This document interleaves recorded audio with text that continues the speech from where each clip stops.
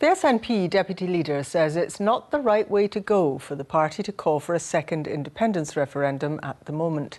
Keith Brown says he wants to build an appetite for independence, but the more clarity is needed on Brexit. His comments come ahead of the party's autumn conference in Glasgow. Keith Brown's been speaking to our political correspondent, Andrew Kerr.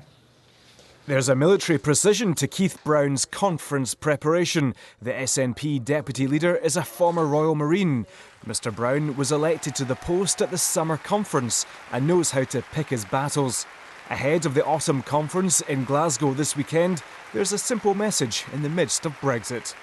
So what we're trying to do at this conference, and I think you'll see this in many of the speeches, is to hold out that hope for people of Scotland. There's a better future for us than that's been portrayed by the infighting and the disarray of the Conservative government.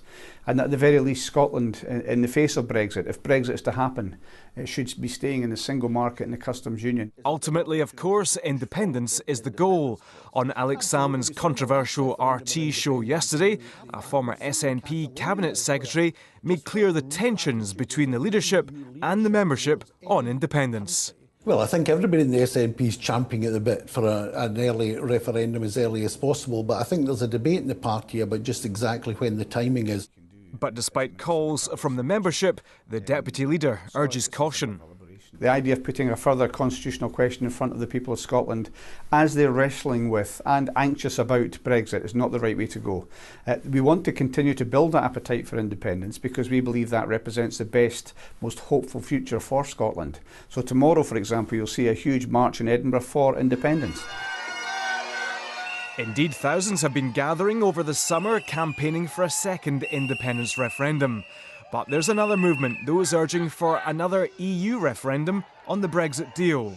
The Liberal Democrats have urged the SNP to show leadership on the issue. Those that advocate for that have not answered the question, what happens if Scotland once again votes to remain and the UK votes to come out? And the polls indicate that's a likely proposition. Until they can answer that question, they're unlikely to get full-hearted support for a second referendum. In the meantime, the SNP are keeping their focus on a Scottish referendum.